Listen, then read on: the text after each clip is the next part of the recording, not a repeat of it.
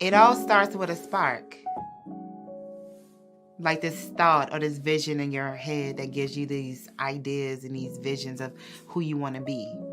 And I can remember myself sitting in my room, writing in my journal about stories and characters of people I had no idea who they were.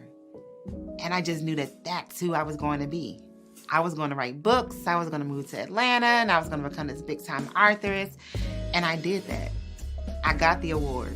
I got the bestsellers list. I met some phenomenal people, and I've helped other people dream out loud. I think that when it comes down to dreaming, it's more than about just getting it done. It's about having fun and enjoying life while you do it. So y'all dream out loud with me.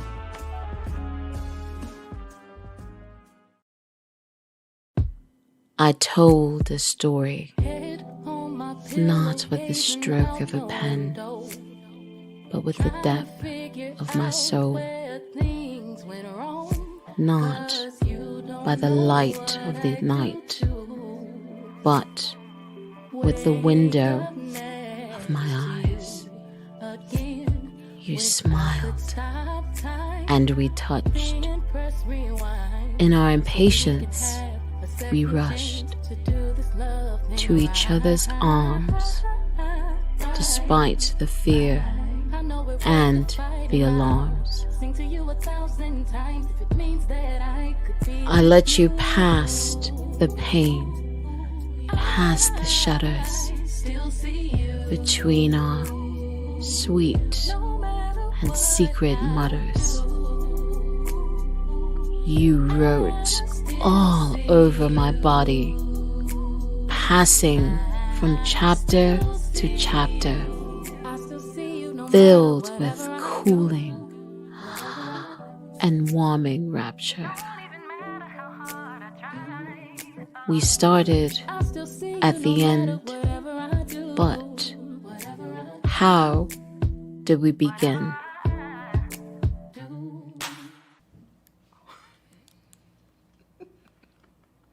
So Sugar Hill is my 17th book. 17. It's a lot. And I never really know where the titles of my stories come from. So when I began to write Sugar Hill, again, I didn't know who I was going to write about. Didn't know the characters. I didn't know the plot. But I knew it was going to be about love. And when I began to write about Danielle and began to know her, I began to identify her past. And she was called Sugar when she was younger.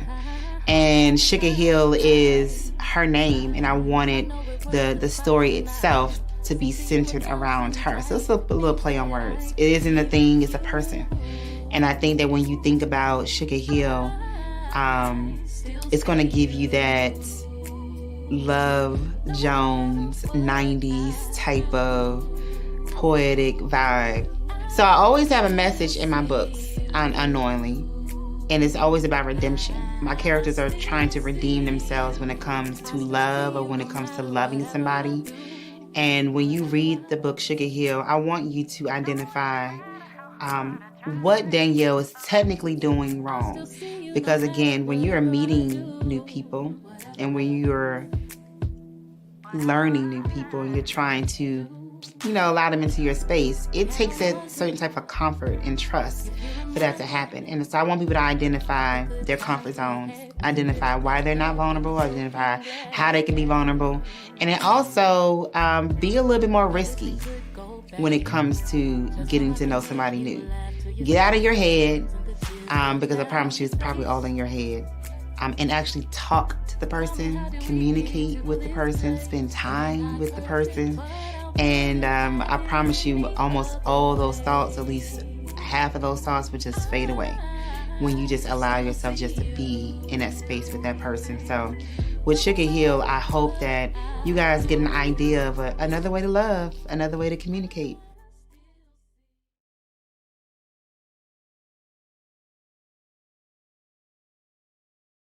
Have more eyes on you.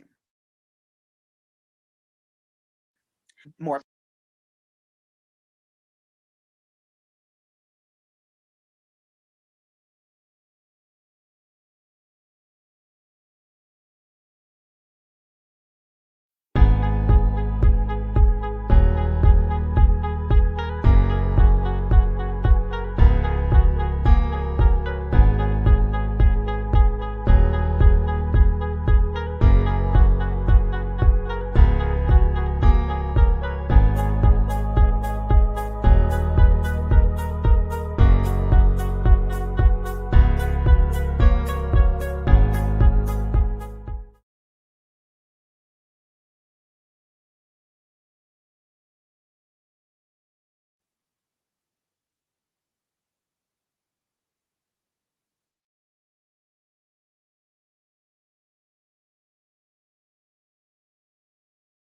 Nick on social media. Everything is our name. And You might be muted.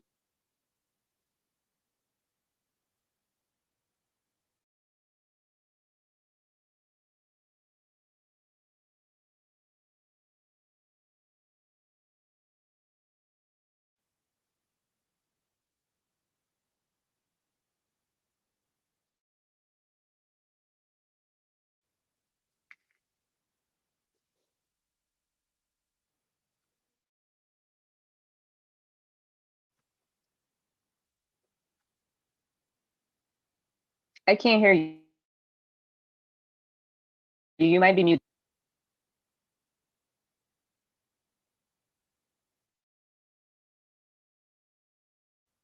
Mm-mm. I can like read your lips, but I can't hear a thing.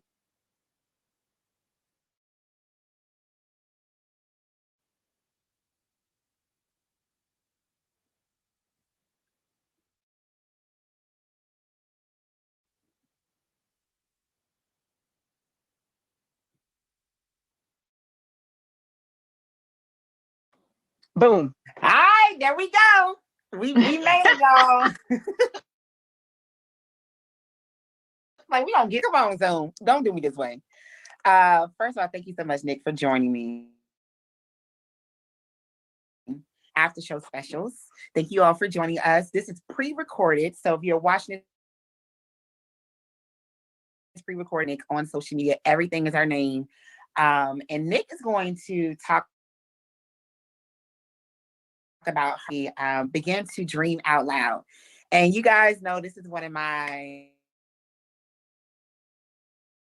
mantras that I like to outwardly say is dreaming and manage all of my desires, and basically starting out each day by saying, today is going to be a good day. I'm going to do Nick. Welcome to the after show. Thanks, boo. Introduce. I like to call you literary rock star, but other than a literary rock star, who is Nick? Partner, a mother, daughter, sister, et cetera, et cetera, et cetera, with regard to, but Nick is a dreamer, just like you are. And I think that what you are talking about who look like us, like it took me a while to recognize that I could dream like me to do. And not only that I could dream, but that I could go after those dreams. That's me. I'm gonna keep dreaming and keep chasing. Cause like once you start, It's for me. And stop. I'm always thinking about the next thing to conquer. I'm a little bit that obsessed with dreams like that. A lot of people aren't naturally built like that. And so I try to identify some of the neck with to, I guess, have that behavior or to keep it going. Because people are like, well, how do you do? Talk about my beginnings. And I talk about how as a young child, I was already creating. I was moving to Atlanta. I was going to become this full-time authoress, is what I called it. I had no idea I was going to be doing a lot of other things outside of writing. But take me into, when did you know that storytelling was you? Take us into those beginning. You recognize, Nick, this is my purpose. So young Nick, oh my God, young Nick had no idea. But like I was saying, that a person like me could do, right? Just because I didn't really see people who looked like me doing it. Largely, I went to like predominantly white schools, but like once I got to that point where what you want to do and what you want to be. So like 10, 11, 5th grade on, I was in a school district now, but like when I was there, it was majority white. Right. And African-American student in my classes. And so like when you are constantly bombarded with comes to literature, this is real literature, and you don't see you reflected in any kind of positive. I didn't think of it as something that I could do. I remember being young, reading. Like I started reading very, very young, like 2.5 or 3. And I loved books. I loved going to the library. I loved checking books out, being in spaces full of books. And I do have a friend that told me that in 7th grade, no, 8th, going to be a New York Times bestseller one day. I don't know where I got that idea because I wasn't writing anything. Like, I don't know she without writing, but clearly I had a dream. The dream was in there somewhere. But yeah, it took me into like and really I dig like into I like it. how you said that even though you didn't know it. And the one from my church reminded me of something that was spoken and said over me when I was a child. And we grew up believing that your words held power. Mm-hmm. And so I totally forgot about this visiting pastor said I was going to be this person that was going to influence hundreds. And I was going to be in the school and I was going to influence folks. And I was like, oh, okay, this is what I'm doing now. Because I was already, doing like 11. I was just that girl in church. So I'm thinking, okay, cool. I really do have power. And even today, like I start today speaking out these, I think people fail to realize that they have the power to control them. Just like you, I grew up not knowing that I could do it myself. Yeah. I didn't really know that these books, I can write these scripts and, meet all these amazing people for it and travel and do all these great things. Mm-hmm. Had no idea. How did you accepting what's coming with this? Once you really began to write and you have this instant success with Dear Martin and so forth and so forth. And now you're writing for Marvel, you have middle grade books coming out as well. But take us into that space where you saw that hey, this other writers, because your career isn't traditional. At least I don't like really are a rock star in my eyes. Like we could walk in Target and see your ass and say, like, wait a minute. It's so cool for literature to come out and it's presented like, and then the writer comes out and you have this media and these conversations attached to you. And you're talking about your subject matter of your books, not just technically your books. Like you are being celebrated. And when you recognize, hey, this is going to be a little bit different. I'm a little bit, like I'm kind of up there. I'm just saying. Mika. Okay, I said it. Wow. I went into this whole thing with very, very few expectations. Like obviously when I was 27, like I said, and like I just had a kid. I should say I started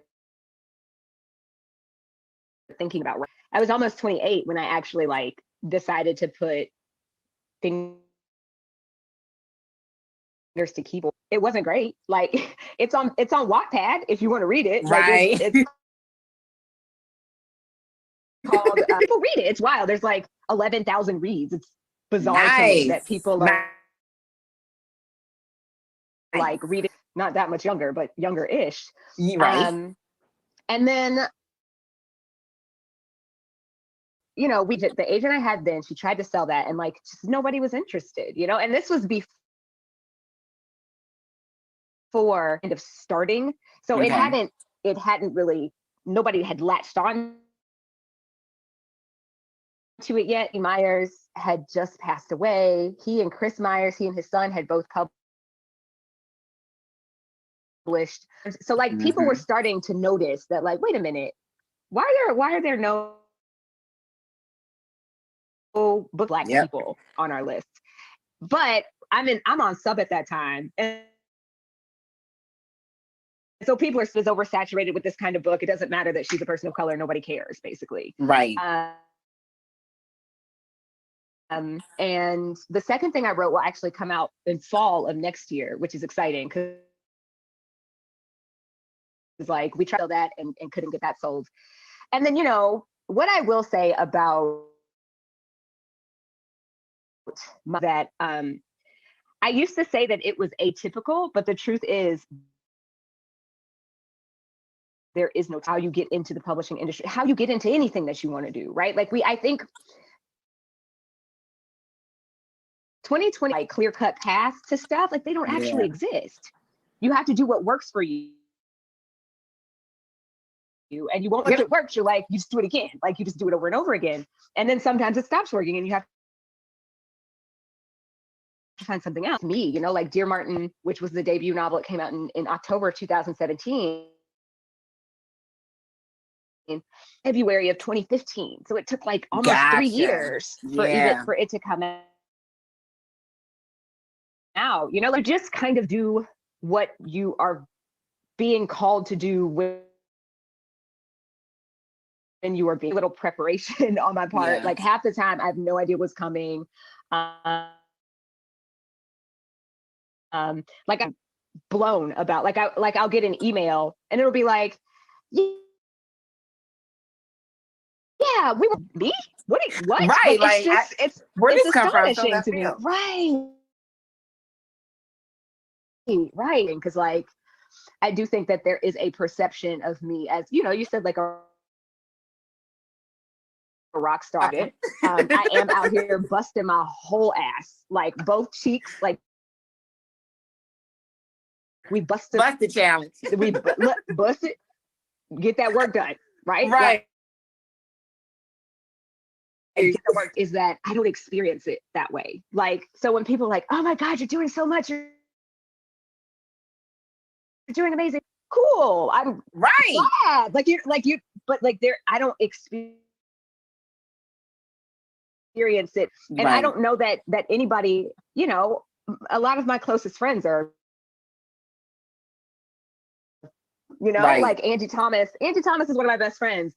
She's completely oblivious to stuff. Right? He's amazing, but he also is just like, what? Like there's just this, it's almost like you're a person to be outgrows who you actually are. And you just kind of got to like rock with it. Like, I'm going to stay my okay. Let's talk about that a little bit, because there is a journey. Well, there's levels to journey. Once you attain your dream, because there's a journey to getting to that. And there's a journey to make that part after getting to that first level, like so many other different blessings as well as lessons. Grow. And the more that you actually grow, you tend to have more eyes on you. More opinions. It's a lot of energies. It's a lot going on. So take us into the space where people have put you there. Like I said, you're this lyric rock star. You're receiving all of this recognition. You're put into various different languages. Like you have writers that is so cool. Like that is, I just yesterday I got a delivery of Dear Martin in Polish, and I was like, oh, the point about American police brutality. Cool. Oh wow! Like there's just this no. That's sorry. Sorry for that right there. That means your story, your characters are across the world. That in itself is something that writers alike would never get the chance to experience. Talk about how you're maintaining your happiness, your joy. What are some things that you do to? It's wild. I was talking to my partner about this last night, about how like all of this shit is like, which has nothing to do with me. Talent has nothing to do with the individual who has the talent. Like you don't create your own talent. It has nothing to do with me. Timing, which has nothing to do with me. And basically like sheer dumb luck. right? So I keep in mind that like, yes, everybody's watching me, but like, okay, like I'm not Right. and I also think about what a disservice it would be if I was out here fronting. Like I'd be out pretending to be something that I'm not, especially considering that I write for children. Like what message would I if like I wasn't talking about my clinical depression and like needing to up the dose about how like I'm struggling with A, B, or C, and like the anxiety today is so much I can't write. Like if you're not experiencing, what are you here for? What are you here know? for? Exactly. Yeah. So I do like I am when it comes to self-care rituals, like spa, like I get a facial every month, manicure, pedicure twice a month. Okay. I weekly therapy, like there is no not going to therapy. And that is a form of self-care for me. And you know, like just remembering that like I'll be in the middle of something and my 8-year-old, and of course my gut is to be like, no, I'm working. But I do have these moments where I'm like, no, stop, play like Candyland or Sorry. And it's just he's getting, and he doesn't want more than 30 minutes of my time remembering the roots and remembering that like the why. I'm somebody's mama. The people who are watching me, cool. I'm glad you're watching me. Fantastic. But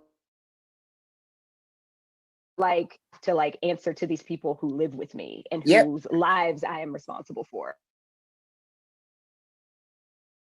I definitely appreciate you talking about, you know, your family and even expose internally. I am a therapy girl myself. You know, me and you've talked about this before. And I don't think that people understand the importance of therapy. You don't have to technically be crazy or in immediate need of comfort. It should be something that you are constantly life because you are constantly evolving. Life is constantly happening. It's almost like eating and bathing and drinking water. You need these things to know. Your brain is your most important tool. I tell people like your heart can beat, you know, organs alive and the blood can be racing through your body. But if your brain isn't active, if your brain isn't alive, so if you are not taking care of your brain and your mind and feeding it healthy, healthy words, healthy energies, being around good people, and then taking a time, a hobby that you enjoy and escaping in that, like being intentional with your own happiness. Dreaming is a forever journey. Being an entrepreneur is a forever journey. But to maintain those things, we're not robots. And we can't just as we're going to burn out at some point because we're human. So I thank you for sharing those, your mental health and, you know, how you perfect your happiness and understanding you. I guess outlook in my mission with this podcast, Traces of Mika, is of course conversations. I want people to discover traces of themselves. Like what designs. So I'm actually developing this handbook, like this manual that make them happy and things that have triggered them, things that have been traumatic, ugly parts, and you kind of gut those things out. It's like mold that's in there. You got to kind of get that those things, push it on out there, throw it away, and then you have to discover the good things. Write those things, let them become a part of your everyday existence. So now, Nic, let's go into what's moving forward for you. Joe is in office, and I always be like, this is the Joe era. Joe's about to give out his cash. So Joe and Kamala, Jamala. It's the Jamala area. Jamala. New energy is definitely about to be prevalent in America. And I know that you said one of your early projects is now about to be released. Take us into that year. So that one's next year. That one is 2022. But I have a lot of books coming out this year. One already, the paperback of, like, this is a problem when you can't even remember what. Oh, that is a good problem. Paperback books right here. So the paperback of Clean Getaway dropped on. Ooh, okay. February 2nd is the second book in the Shuri series. So I write here for Marvel, and that second one comes out in a couple weeks. February 2nd. Then on June 22nd,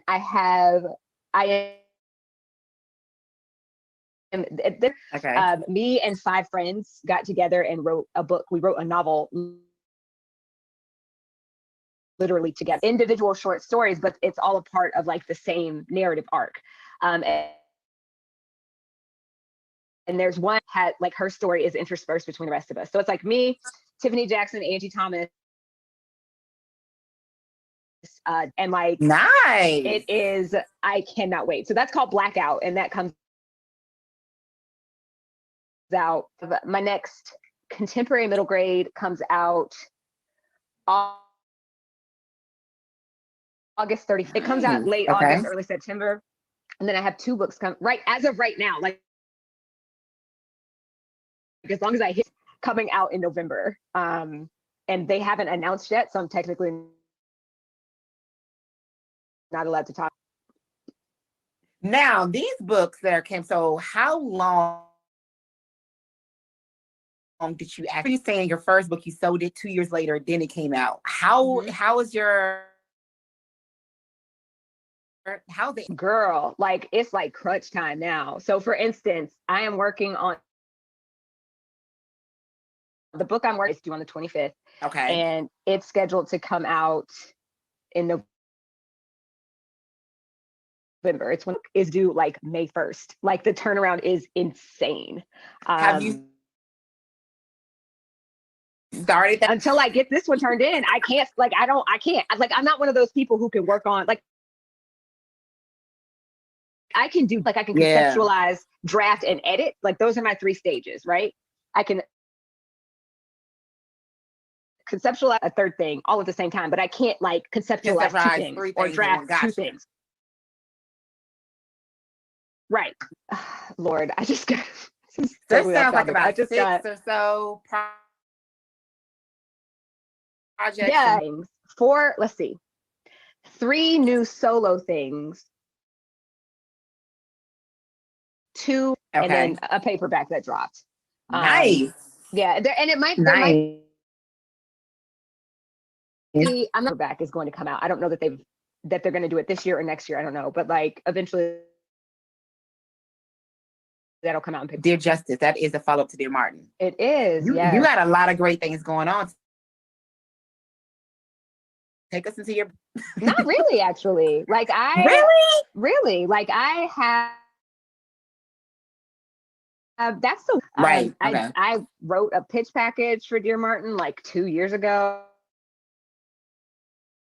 Oh, and what like this is one of the reasons that I'm like I write a lot and I host things will wind up on the screen, but I'm chilling. Yeah. Like, do you think that you would intentionally or independently do? I'm tired, Mika. I am tired. Like, I am not adding a script one, but nah. I get it. Okay. Hey, I was about to say, are you open to people taking your project and then did somebody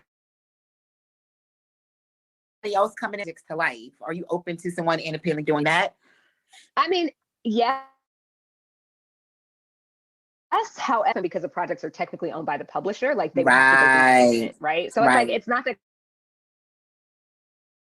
kind of thing where just let anybody make it, unfortunately. Yeah. Because I don't own, like I own inside the book, I own the words, it's my intellectual property, but like, but I can't put it out. Yeah, right. you can't do what you can. It's content I made, but it's not really my content. Right. Yeah, you can't profit on the side. But I get it. Hey, it's kind of like, I tell people, hey, you got to learn in the business, the record company, or the film industry, especially when it comes to negotiating deals and rights and all that jazz. So a lot of great things going on. I'm so excited for you that you continue to dream out loud. You have a beautiful growing up, and I mean, you're gonna have some beautiful boys. So get ready. About 5 young girls might start coming around asking, "Hey, can I talk?" Like they really want to. I was listening to Alexa because I was just trying to play Busted because it's trending. There she go. Alexa, be quiet. Alexa started talking. But I was letting that song put up behind it, or like so explicit. Like it's dozens and singing about and rapping about the stuff. Very explicit. I'm like, ooh, this is a new era with these female rappers. I won't lie, I am with it. Well, I mean, is it really a new thing though, Mika? Like I think about it was always just one. It was always just one at a time, maybe one or two. Not Latrina. They were all at the same time. I remember like listening specifically to them back to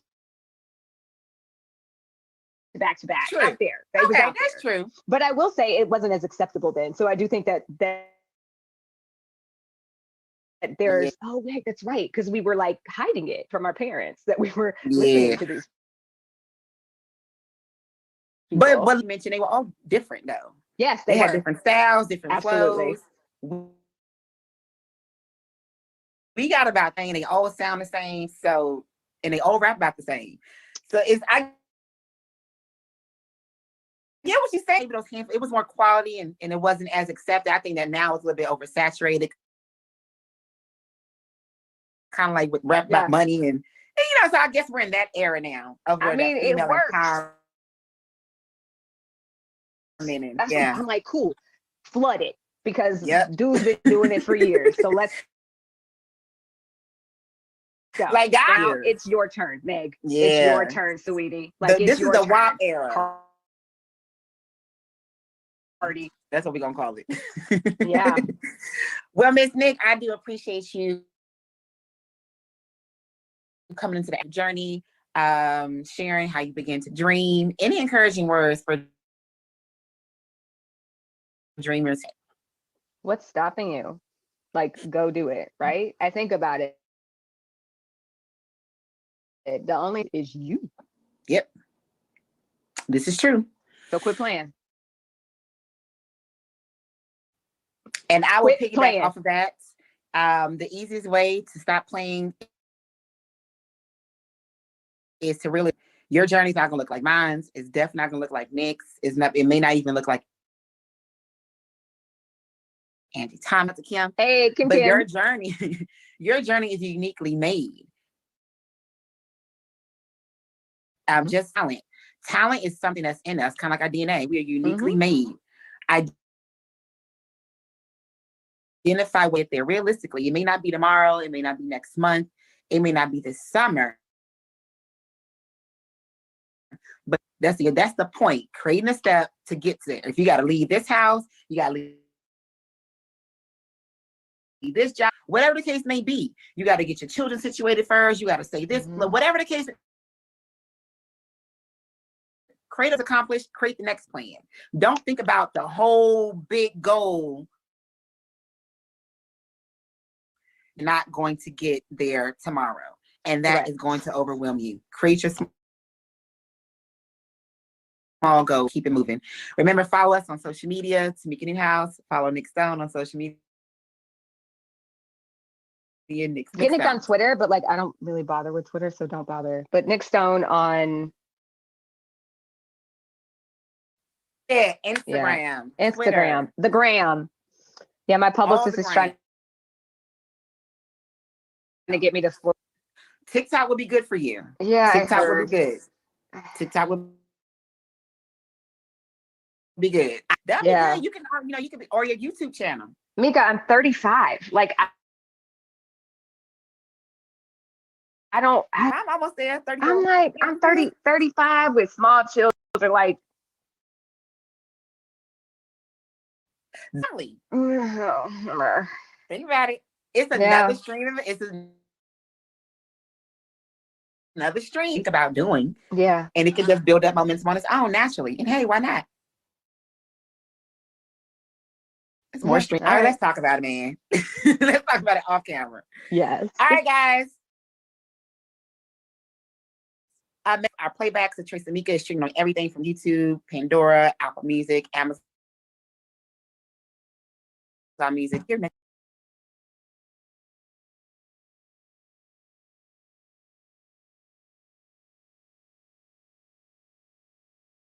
Our stories, our voice, our history hasn't always been welcomed. But we learned long ago that if America won't celebrate us, then we will celebrate our own, told our way, on our time.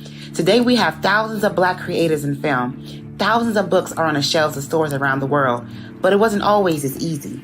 For Lena, for Hattie, for James, for Zora, for Langston, we fought for a place in American history, and we've empowered our own voices, keeping our stories alive. Remember Philando, remember Mike, remember Trayvon, remember Sandra, remember Oscar, remember Brianna.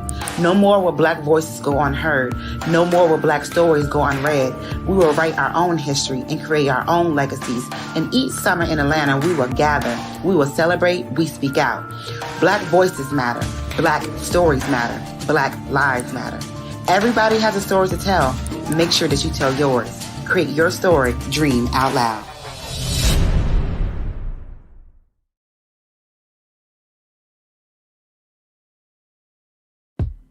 I told a story, not with the stroke of a pen, but with the depth of my soul. Not by the light of the night, but with the window of my eyes. You smiled, and we touched. In our impatience, we rushed to each other's arms, despite the fear and the alarms. I let you past the pain, past the shudders, between our sweet and secret mutters. You wrote all over my body, passing from chapter to chapter, filled with cooling and warming rapture. We started at the end, but how did we begin?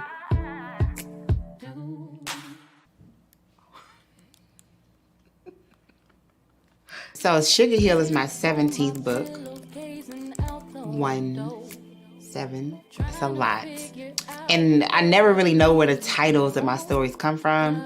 So when I began to write Sugar Hill, again, I didn't know who I was going to write about. Didn't know the characters. I didn't know the plot. But I knew it was going to be about love. And when I began to write about Danielle and began to know her, I began to identify her past. And she was called Sugar when she was younger. And Sugar Hill is her name. And I wanted the story itself to be centered around her. So it's a little play on words. It isn't a thing, it's a person. And I think that when you think about Sugar Hill, it's going to give you that Love Jones 90s type of poetic vibe. So I always have a message in my books, unknowingly, and it's always about redemption. My characters are trying to redeem themselves when it comes to love or when it comes to loving somebody. And when you read the book Sugar Hill, I want you to identify what Danielle is technically doing wrong. Because again, when you're meeting new people and when you're learning new people and you're trying to, allow them into your space, it takes a certain type of comfort and trust for that to happen. And so I want people to identify their comfort zones, identify why they're not vulnerable, identify how they can be vulnerable, and then also be a little bit more risky when it comes to getting to know somebody new. Get out of your head, because I promise you it's probably all in your head, and actually talk to the person, communicate with the person, spend time with the person. And I promise you almost all those thoughts, at least half of those thoughts, would just fade away when you just allow yourself just to be in that space with that person. So with Sugar Hill, I hope that you guys get an idea of another way to love, another way to communicate.